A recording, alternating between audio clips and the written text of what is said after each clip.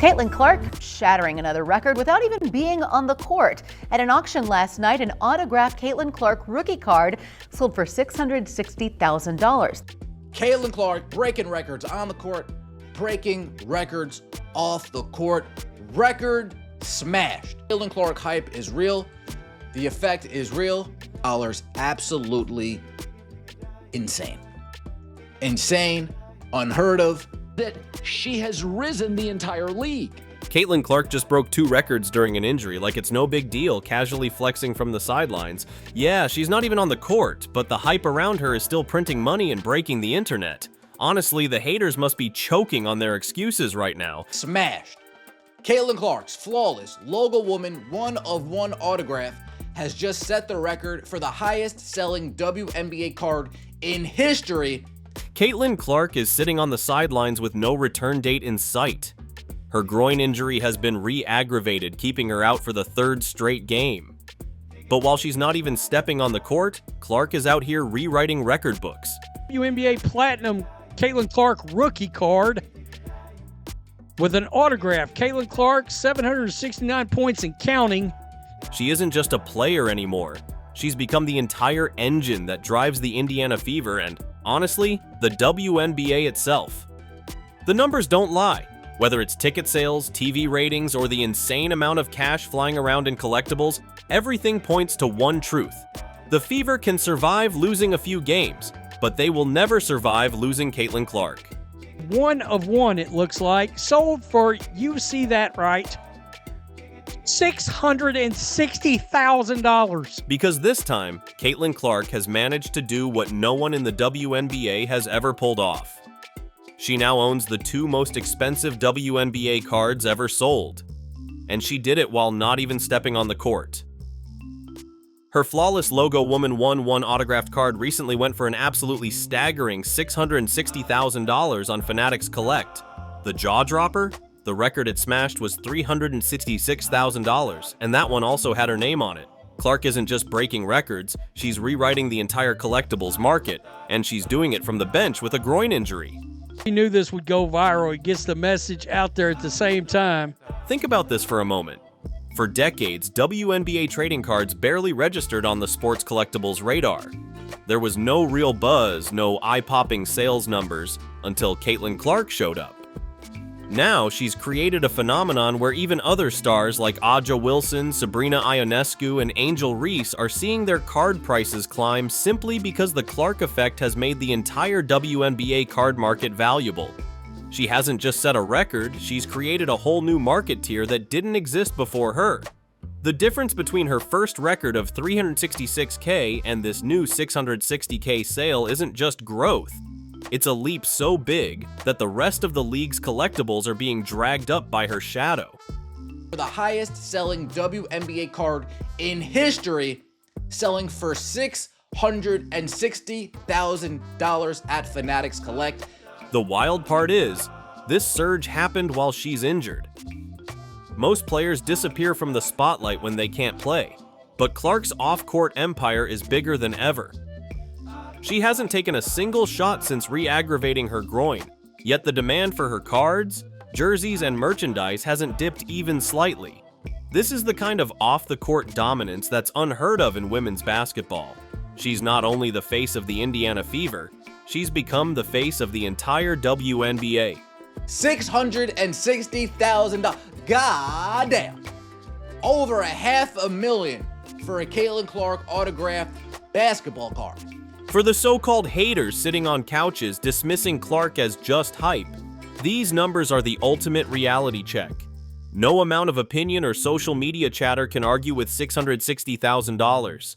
That is the cold, hard market speaking, and it's shouting that Caitlin Clark isn't hype. She's a brand, a revenue stream, and a cultural moment all rolled into one. When one athlete single-handedly changes how an entire category of collectibles is valued, that's not hype, that's history.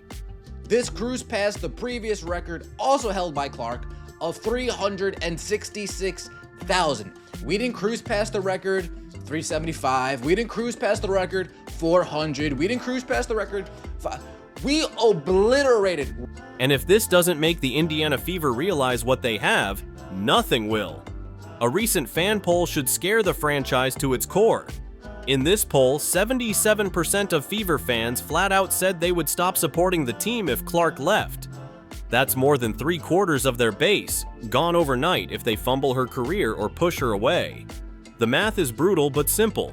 When Clark is in the building, attendance is around 17,000 fans per game. Without her, the number would drop to about 3,910 fans, which is nearly identical to their pre-Clark numbers, hovering near the 4,000 mark. In other words, without Clark, the Fever would be right back where they started, scraping by with empty seats and zero buzz. And Caitlin Clark hype is real, the effect is real, and by the looks of things, by ratings, collectibles, cards, it is not going away anytime soon. The financial impact here is massive. We're talking about ticket sales, merchandise, TV deals, sponsorships, all of it riding on one player's shoulders. If Clark walks or is mismanaged, the Fever's revenue stream takes a nosedive. And that's why the host of the Black and White Sports podcast put it bluntly. The Fever will fire everybody before they let Caitlin Clark go. They don't have a choice. They simply cannot afford to lose her because she isn't just their star. She's their entire business model right now. The only thing stopping Caitlin Clark from continuing to achieving, from continuing to blowing these things out of their numbers, might be the Indiana Fever and Stephanie White. Look at what's happening off the court. Clark's collectibles are at all-time highs, her jersey sales are still flying, and TV networks are locking in on any game she's associated with. Even while injured, she's driving storylines, headlines, and conversations across the sports world. This is why the poll isn't just a warning shot, it's a full-blown siren. If 77% of fans are saying we leave if she leaves, the Fever's front office should be in panic mode, working around the clock to make sure she's happy, healthy, and the face of their future. As the Indiana Fever secured a much-needed 80-70 win over A'ja Wilson and the Las Vegas Aces. Clark still nursing a re-aggravated groin injury which previously cost her 5 games on the sideline in June and July. What's even more remarkable is how Clark's rise is lifting the entire league. Her dominance in the card market isn't just a personal victory, it's pushing WNBA collectibles into uncharted territory. Before Clark, nobody was talking about a WNBA rookie card selling for 6 figures, let alone over $500,000. Now, thanks to her, we're talking about 660K sales and projections that the next card could hit 750K or even $1 million. That's not just market growth, that's an entirely new economy being built around one player. This is after the flawless Logo Woman 101 was purchased via Fanatics Collect for a mind-blowing $660,000. And while her on-court minutes are paused, the revenue machine hasn't skipped a beat.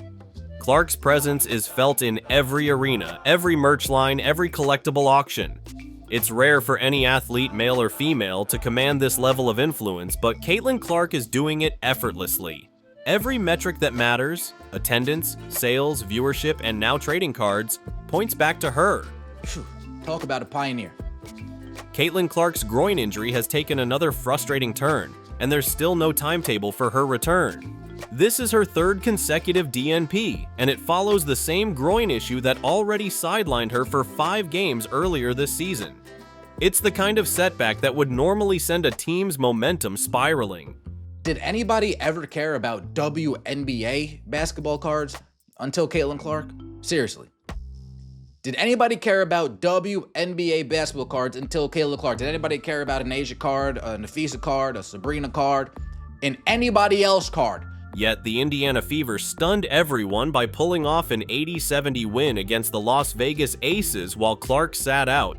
That's no small feat. The Aces are one of the toughest teams in the WNBA. It's a statement victory, but here's the twist. Even without Clark on the court, her presence looms so large that the market, the fans, and the media can't stop talking about her.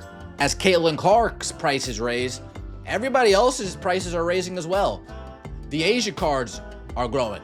The Sabrina cards are growing. The Angel Reese cards are increasing in price. Caitlin Clark has started a new market.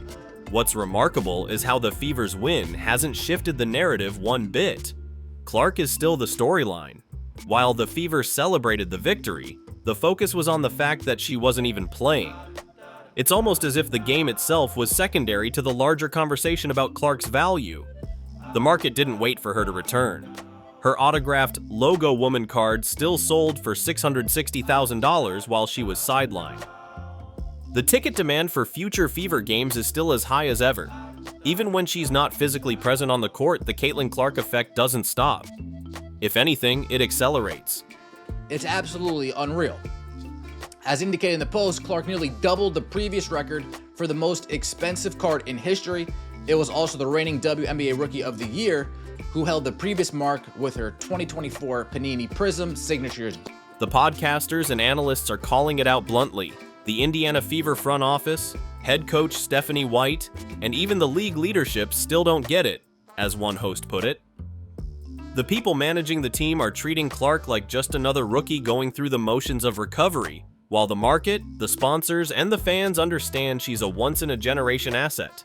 Her injury might have paused her playing time, but her influence is only growing, and the Fever's recent win against the Aces doesn't change the fact that she is their anchor.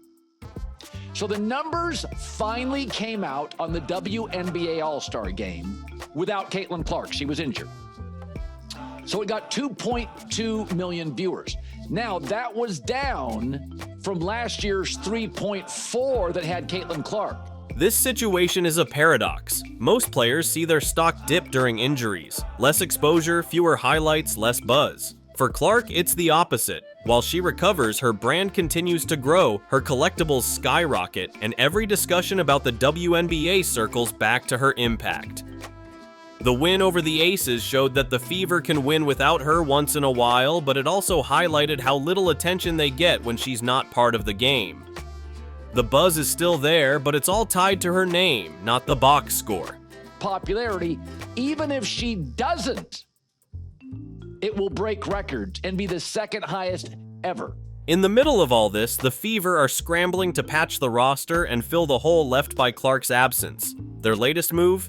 Signing Chloe Beebe, a 6'2" Australian forward, to a 7-day contract. This is not a hardship deal. It's a trial run. If she proves herself, they can bring her back for another short-term contract or potentially sign her for longer.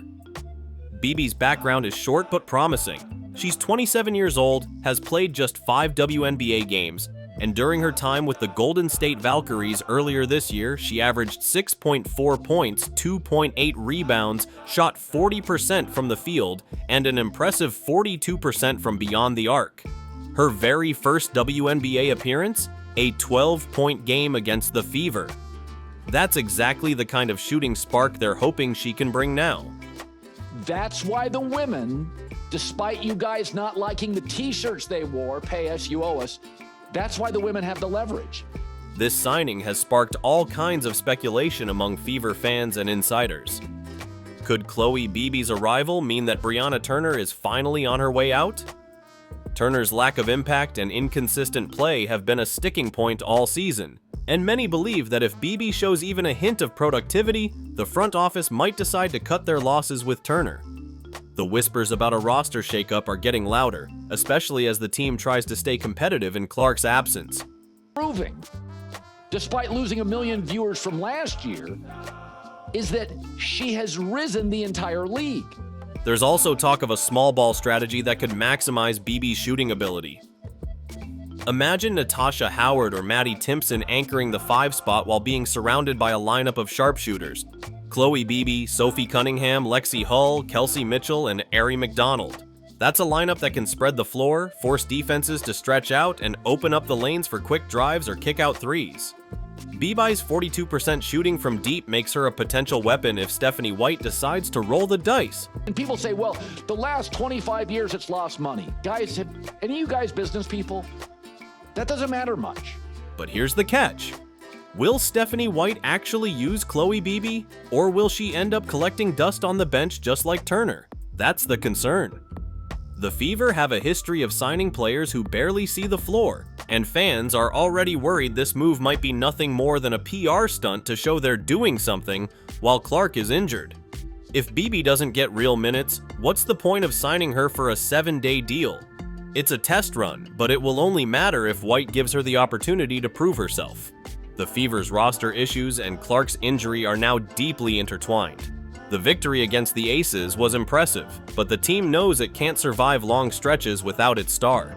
Clark's absence has created a void that no single player can fill, and BB's signing is more like a temporary band-aid than a solution. Fans are watching closely to see if this move leads to real changes, like reducing Turner's minutes or shifting to a new lineup strategy, or if it's just another experiment that doesn't go anywhere. The message from the market is clear. Clark's absence doesn't hurt her value, but it does shine a harsh light on the rest of the team. The Fever need to prove they can stay competitive without her, and Chloe Beebe's arrival is the first step in that direction. Whether or not it works is another story entirely.